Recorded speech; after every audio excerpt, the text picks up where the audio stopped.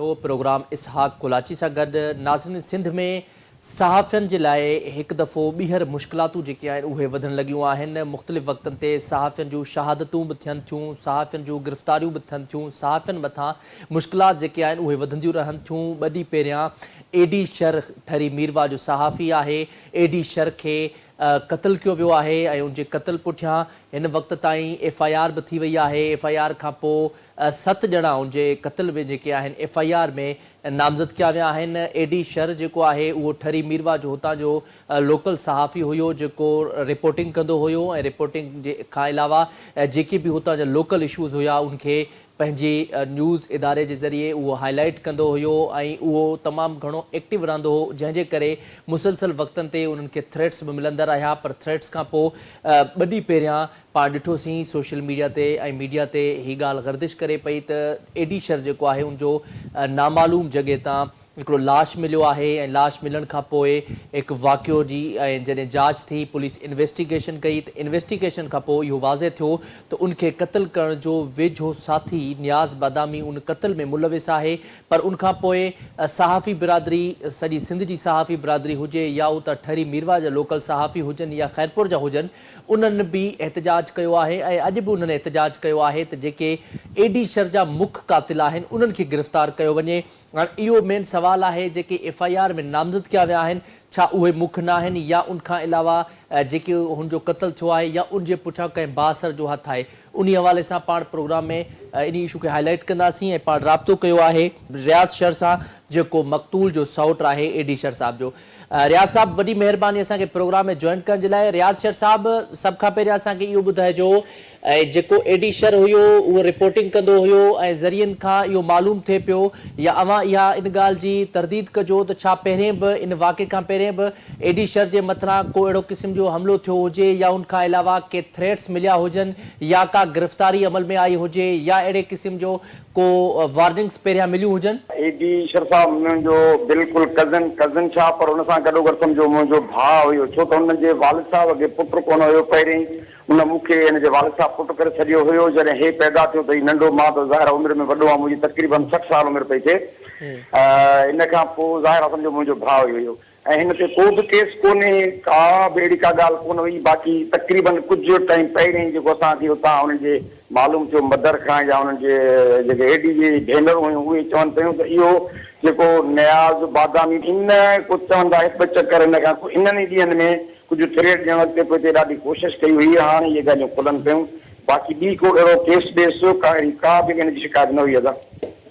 अच्छा रियाज़ साहब, जॾहिं एडी शर ते अहिड़े क़िस्म जा थ्रेट्स हुया ऐं नियाज़ बादामी वार्निंग्स बि ॾींदो रहियो बक़ौल तव्हांजे, त एडी शर या बक़ौल तव्हांजी फैमिली या उनजा जेके वारिस आहिनि उन्हनि पुलिस जो या कानूनी कार्रवाई जो रुख छो न कयो नियाज़ बादामी ख़िलाफ़? ऐं नियाज़ बादामी पहिरियां वार्निंग्स ॾींदो रहियो ऐं वार्निंग्स खां पोइ इन वाक़ियो हुन करायो, उनखां पहिरियां इहो मामिलो छा पुलिस ताईं अव्हां पहुचायो? छा इन जी का NC वग़ैरह दाख़िल कराई या तव्हां को कानूनी कार्रवाई कई हुई?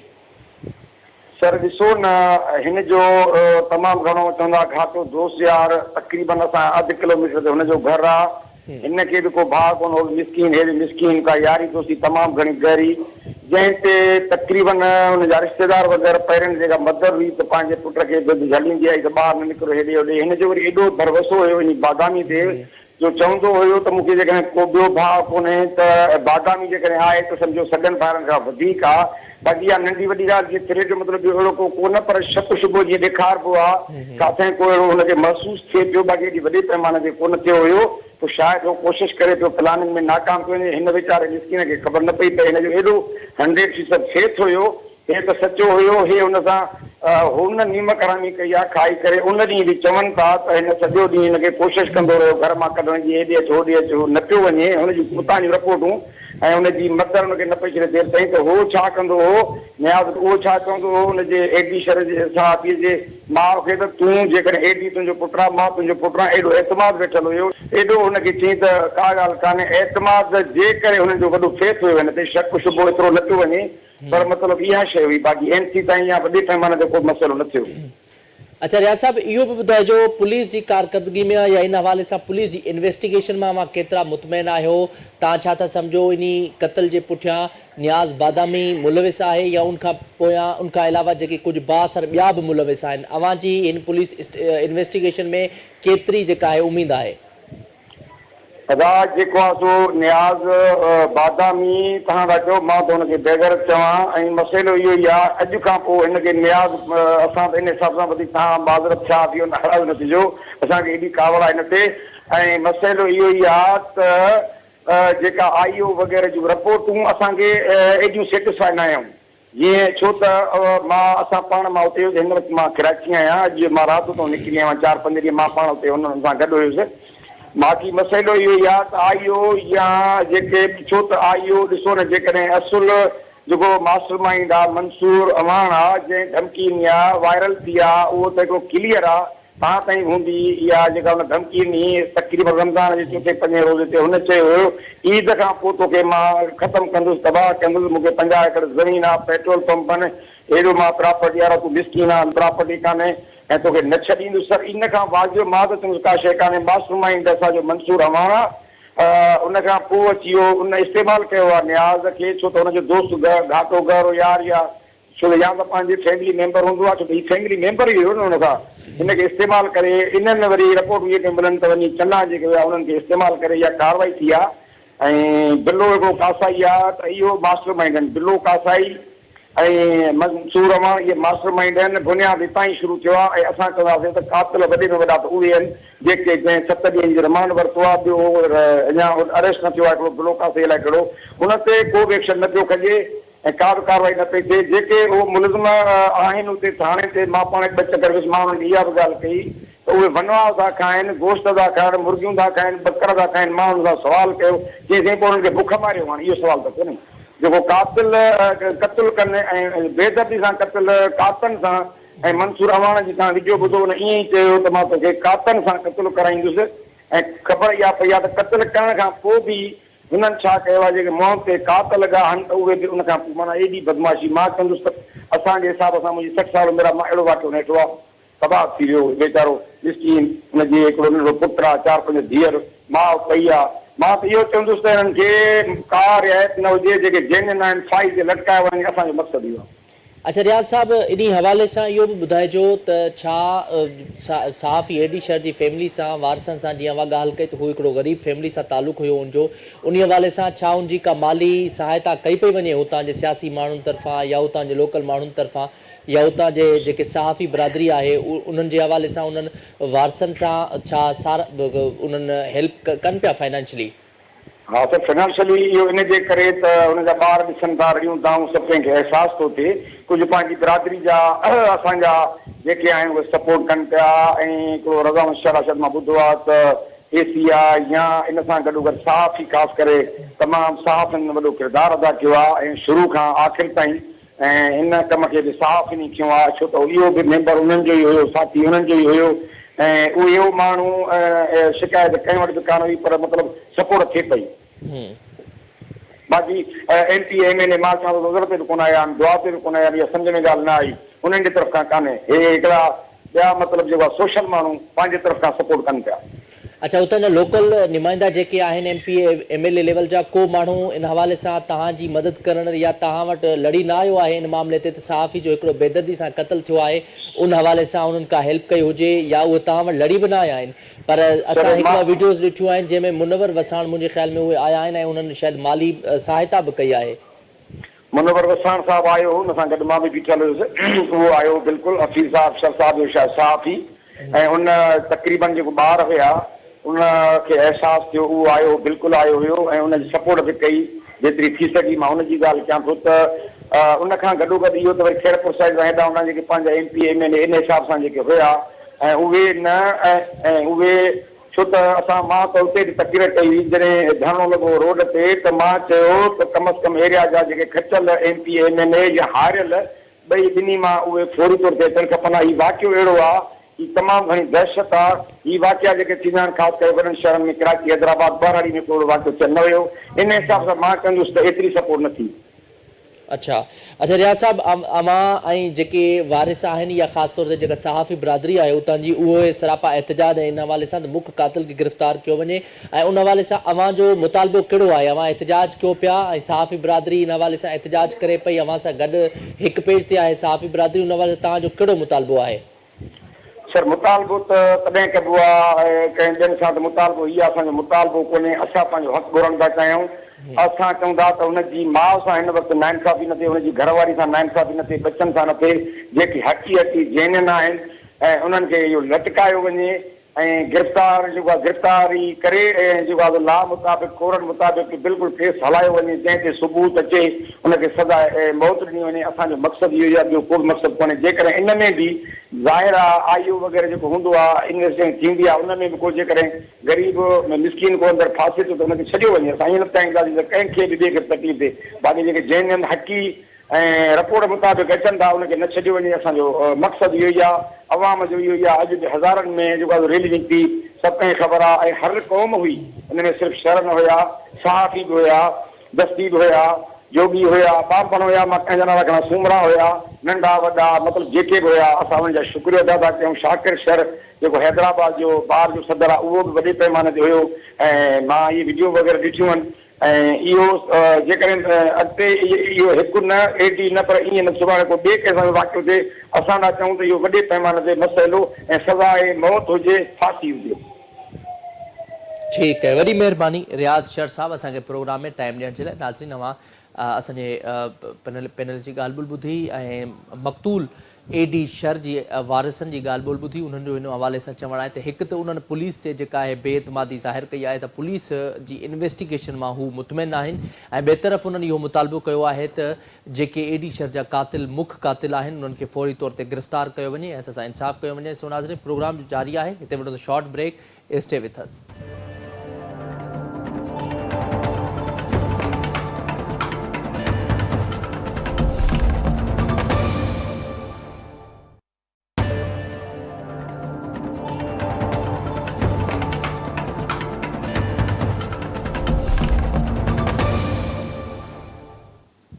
वेलकम बैक नाज़रीन। प्रोग्राम में अवां खे हिकु दफ़ो ॿीहर भली कार चऊं था। पाण ॻाल्हि ॿोल करे रहिया हुआसीं मक़तूल सहाफ़ी एडी शर जे हवाले सां त हुनजो जेको मर्डर थियो आहे उन हवाले सां सहाफ़ी बिरादरी सरापा एहतजाज आहे ऐं सिंध में सहाफ़ियुनि जो क़त्लेआम जेको आहे उहो मुसलसल थींदो रहे थो ऐं उन हवाले सां सिंध हुकूमत जेका आहे किरदारु अदा ख़ासि तौर ते न पई करे। ऐं ॿिए तरफ़ पाण हिन हवाले सां ॻाल्हि ॿोल कंदासीं असां सां गॾु पीपी अॻवान नवाब वसाण साहब पाण खे प्रोग्राम में जॉइन कयो आहे। नवाब साहब वॾी महिरबानी असांखे प्रोग्राम में टाइम ॾियण जे लाइ। नवाब साहब असांखे इहो ॿुधाइजो, ही सहाफ़ी मक़तूल सहाफ़ी एडी शर जो जेको क़त्ल थियो आहे इन क़त्ल खे अवां कीअं था ॾिसो ऐं ॿिए तरफ़ जेकी पुलिस जी इन्वेस्टिगेशन आहे उन खे कीअं था ॾिसो? हिकु अफ़सोसनाक वाक़ियो थियो आहे, उतां जो लोकल शहरी लोकल रिपोर्टर जेको आहे इनखे बेदर्दी सां क़त्ल कयो वियो आहे, छा चवणु चाहींदो उन हवाले सां? ॾिसो हे तमामु वॾो वाक़ियो आहे। नौजवान सहाफ़ी ऐं हू बेदर्दी सां क़त्ल थिए ऐं असांखे बिल्कुलु अफ़सोस आहे। असां उनजे ख़ानदान में बराबरि जा शरीक आहियूं।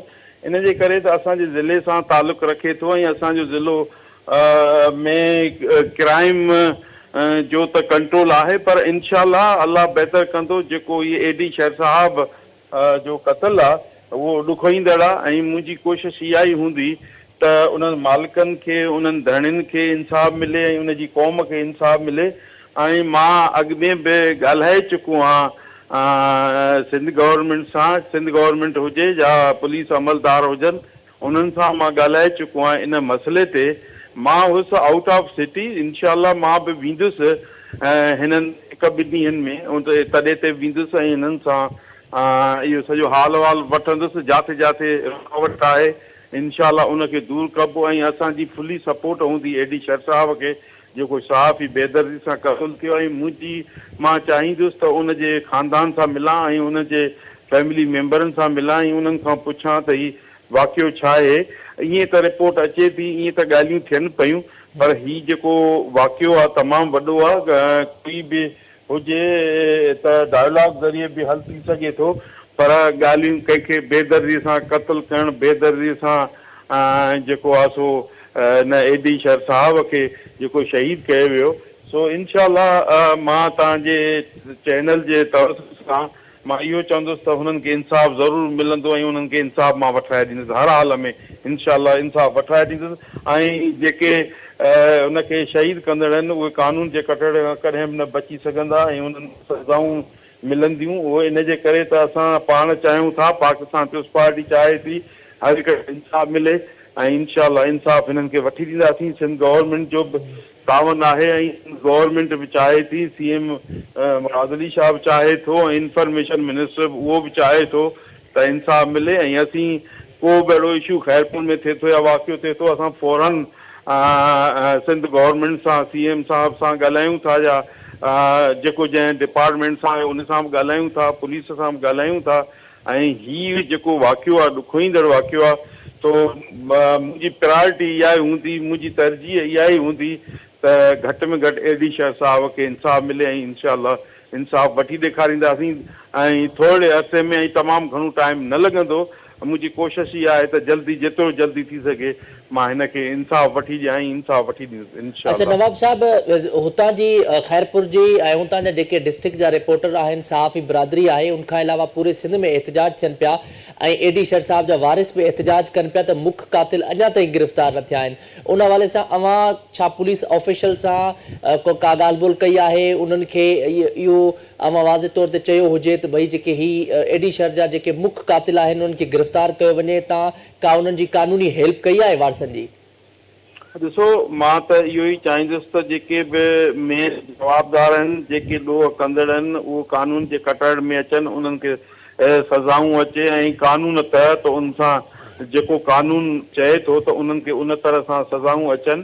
ऐं मां हाणे ज़ाहिरी आहे मां घणनि ॻाल्हियुनि ते त ॾिसां थो त जेको आहे सो हिनखे इंसाफ़ मिले एडीशर साहब खे। सो तव्हांखे इंशाअल्लाह कुझु ॾींहंनि में लॻंदो त हुनखे इंसाफ़ मिलियो आहे। ऐं हिन वक़्तु ताईं कोशिशि इहा ई आहे असांजी त हुनखे इंसाफ़ मिले ऐं सॼो मसइलो हल थिए। बाक़ी मां त जीअं तव्हां चयो मूंखां पुछियो त मां एसपी सां बि इन जे मसइले ते ॻाल्हाए चुको आहियां, डीआईजी साहिब सां ॻाल्हाए चुको आहियां, मथे बि ॻाल्हाए चुको आहियां सिंध गवर्नमेंट सां।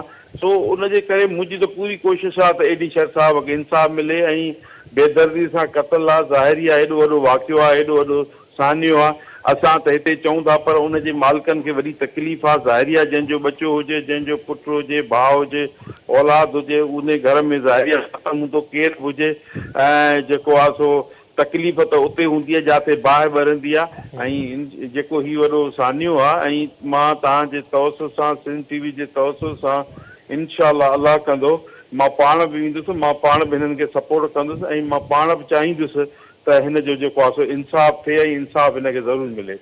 अच्छा नवाब साहब, सिंध में सहाफ़ियुनि जो जेको सहाफ़त जेका आहे उहा तमामु मुश्किलात फेस करे पई। जेके सिंध जा सहाफ़ी आहिनि उहे मुसलसल टारगेटेड आहिनि, उहे निशाने ते आहिनि। छा था सम्झो सिंध जा सहाफ़ी आख़िर छो टारगेटेड आहिनि? आख़िर उन्हनि खे कंहिंजी सपोर्ट हासिलु आहे? सिंध हुकूमत जेको आहे सहाफ़ियुनि खे तहफ़ुज़ ॾियण में आख़िर छो नाकाम आहे? रोज़ आए ॾींहुं सहाफ़ी जेके आहिनि उहे क़त्ल थियनि पिया सिंध में। ॾिसो मां तव्हांखे इहो ज़रूरु वज़ाहत कंदुसि त सिंध गवर्नमेंट कॾहिं बि कोन चाहींदी त सहाफ़ी सां कंहिं सां बि का ज़्यादती थिए या उनजो को मर्डर थिए। असां हर वक़्तु हर हंधि इहा ई कोशिशि कई आहे। मां बि ज़ाहिरी आहे पाकिस्तान पीपुल्स पार्टी आई, पाकिस्तान पीपुल्स पार्टी अवाम जी मक़बूल तरीन जमात आहे जंहिंजो 1973 जे आइन खां वठी जितनी क़ुर्बानियूं पाकिस्तान पीपुल्स पार्टी ॾिनियूं शायदि कंहिं न ॾिनियूं ऐं कॾहिं बि हालांकि सपोर्टर सहाफ़ियुनि जी जा जेके इंटरनल ऐं नेशनल जेके इशू सहाफ़ियुनि जा थियनि था त उन में जेको किरदारु पाकिस्तान पीपुल्स पार्टी अदा कयो आहे शायदि कंहिं ॿी पार्टी कोन कयो आहे, तव्हांजे सभु साम्हूं आहिनि। बाक़ी हाणे हिकिड़ो उन इलाइक़े जी हर कंहिंजी पंहिंजी हिकिड़ी सिचुएशन आहे। उते जेकॾहिं को अहिड़ी ॻाल्हि थिए थी इलाइक़े में, ज़ाहिरी आहे गवर्नमेंट त कोन थी चाहे न को अहिड़ो माण्हू चाहे थो या पुलिस चाहे थी या ॿियो को चाहे थो त को सहाफ़ियुनि खे क़त्ल करे। पर उतां जी जेकी हर कंहिं जा इलाइक़ा आहिनि, हर कंहिंजो पंहिंजो माहौल आहे। कुझु ग़लतियूं काॾों थियनि थियूं, कुझु ग़लतियूं काॾों थियनि थियूं, पोइ उन में अहिड़ा वाक़िया पेश अचनि था। सो मुंहिंजे ख़्याल में सहाफ़ी हिकिड़ो वॾो रोल आहे, सहाफ़ी हिकिड़ो सहाफ़त हिकिड़ो वॾो नालो आहे। तो मुंहिंजे ख़्याल में हक़ ऐं सच जी बि ज़ाहिरी आहे मसइला थियनि था। सच लिखणु को कंहिंखे वणे थो कंहिंखे नथो वणे, हर को चाहींदो माण्हू त मुंहिंजी ख़ुशामद में लिखे, उहे शयूं नथियूं थियनि त पोइ ज़ाहिरी अहिड़ा वाक़िया अचनि था, अहिड़ा वाक़िया थियनि था। ऐं मां तव्हांखे इहो ज़रूरु ॿुधाईंदुसि, इनशा अलाह कंदो त हिन जे कैफ़र किरदार ताईं पुछंदासीं जेके बि हिन जा क़ातिल आहिनि, ऐं हिननि खे सज़ाऊं ईंदियूं, ऐं हर तरह सां हिननि जी मालिकनि जी सपोर्ट कबी इनशा अलाह। अच्छा नवाब साहब, इन मामले में सिंध जे सहाफ़ियुनि लाइ या ख़ासि तौर ते प्रोटेक्शन लाइ पुलिस जे रोल खे कीअं था ॾिसो? हिकु तरफ़ जान मोहम्मद महर ऐं ॿिया अजय लालवाणी समेत जे केतिरा ई जेके सहाफ़ी आहिनि उहे शहीद थी विया आहिनि, क़तल थी विया आहिनि, उन्हनि जा क़ातिल हिन वक़्त ताईं जान मोहम्मद महर साहिब जा क़ातिल अरेस्ट न आहिनि थिया। ॿिए तरफ़ वरी आए ॾींहुं सहाफ़ी क़तल थियनि था। छा पुलिस आख़िर सहाफ़ियुनि खे प्रोटेक्शन ॾियण में नाकाम छो आहे? पुलिस छा पई करे? जेकॾहिं पुलिस ऐं लोकल उतां जे माण्हू ऐं उते हिकु नंढड़े स्टेशन ते भी हिकिड़ो सहाफ़ी महफ़ूज़ न आहे त पोइ आख़िर पुलिस प्रोटेक्शन ॾियण में छो नाकाम आहे? ॾिसो, मां तव्हांखे इहो ज़रूरु चवंदुसि त जानवरनि लाइ बि पुलिस जा वॾा एफर्ट्स आहिनि, ऐं पुलिस पाण बिलावल साहिब बि उते वियो, CM सिंध बि वियो। हिकिड़ा बिरादरी मसइला बि हूंदा आहिनि, बिरादरी इंटरनल बि मसइला हूंदा आहिनि, ऐं उते ज़ाहिरी आहे ॾोहारी आहिनि। ॾोहारी ज़ाहिरी आहे, कोई बि क्राइम करे थो या कोई बि अहिड़ो मसइलो करे थो, उहो त ज़ाहिरी आहे उते त कोन्हे न। पोइ झंगल में हलिया था वञनि, को काॾे हलियो थो वञे, ज़ाहिरी आहे इंतिज़ामिया खे बि उन ॻोल्हण में ज़ाहिरी आहे एतिरो टाइम लॻे थो। ऐं उहे ॾोहारी क़िस्म जा जेके जानवरनि सां जंहिं जहिड़ो कयो उहे ॾोहारी क़िस्म जा आहिनि, ऐं उन्हनि ॾोहारी क़िस्मनि जे माण्हुनि खे ज़ाहिरी आहे सज़ाऊं सिंध गवर्नमेंट चाहे थी त उन्हनि खे अचनि। भाई सिंध गवर्नमेंट का कसर न छॾी आहे कंहिं बि क़िस्म जी, कंहिं बि ॾोहारीअ खे एॾी रिआयत ॾियण जी। ऐं सिंध गवर्नमेंट चाहे थी त हर हंधि इंसाफ़ हुजे ऐं हर हंधि लॉ एंड ऑर्डर बहितर हुजे। ऐं सिंध गवर्नमेंट जो हिकिड़ो पंहिंजो रोल आहे। सिंध गवर्नमेंट हिकिड़ो तारीख़ी तव्हां ॿियनि सूबनि जा ॾिसो, इस्लामाबाद में ॾिसो, तव्हांजे साम्हूं इंसाफ़ सां छा न पियो थिए, ऐं जेकॾहिं उहे बि तव्हांखे ख़बर आहे त केरु आहिनि। ऐं हेॾे लाहौर में पंजाब में छा नथो थिए, पर सिंध में जेके आहिनि नंढा नंढा शहर आहिनि उते ज़ाहिरी आहे का न्यूज़ अहिड़ी उन्हनि खे अणवणंदड़ लॻे थी या अहिड़ी शइ थिए थी त उहे वाक़िया पेश अचनि था। को अॼु सच हक़ सच ते को लिखण मञण लाइ तयार ई कोन्हे। हर को चए थो मां ग़लति आहियां त मां सही आहियां, जेकॾहिं सही आहे त उनखे को सही चवण लाइ तयारु कोन्हे। पोइ मुश्किलातूं आहिनि, मसइला आहिनि, ऐं पुलिस बि एफर्ट्स वठे थी, सिंध गवर्नमेंट जो तमामु घणा एफर्ट्स वठे थी। तो हाणे तव्हां पाण ॾिसंदव त इनशा अलाह जॾहिं हाणे तव्हां अॼु मूंखे वरितो आहे पहिरियों दफ़ो, मुंहिंजी कोशिशि इहा ई हूंदी त मां हिनखे हिनजी फैमिलीअ खे इंसाफ़ वठाए ॾियां, इंसाफ़ वठी ॾींदुसि इनशा अलाह। ठीक है, वॾी महिरबानी नवाब वसाण साहब असांखे प्रोग्राम में टाइम ॾियण जे लाइ। नाज़रीन, तव्हां पीपल्स पार्टी जी बिहाफ ते पीपल्स पार्टी अॻवान जी ॻाल्हि ॿोल ॿुधी, उन्हनि तफ़सीली तौर ते इन मामले खे डिस्कस कयो, कंडेम्ड कयो, ऐं उन्हनि इहा बि तरदीद कई ऐं बिल्कुलु इन शइ खे एग्रीड कयो त हीउ जेको क़तल थियो आहे उन हवाले सां जेके बि क़ातिल हूंदा, भले केॾा बि बाअसर हुजनि, उन्हनि खे इंसाफ़ वठाए ॾींदुसि ऐं मां पाण तॾहिं ते हली वेंदुसि। ऐं उन हवाले सां सहाफ़ी जे जेको जस्टिस लाइ हू एफर्ट्स वठंदा। सो प्रोग्राम जो जेको वक़्तु आहे उहो पंहिंजी पुॼाणी थो पहुचे। मूंखे ॾींदा इजाज़त। अल्लाह निगहबान।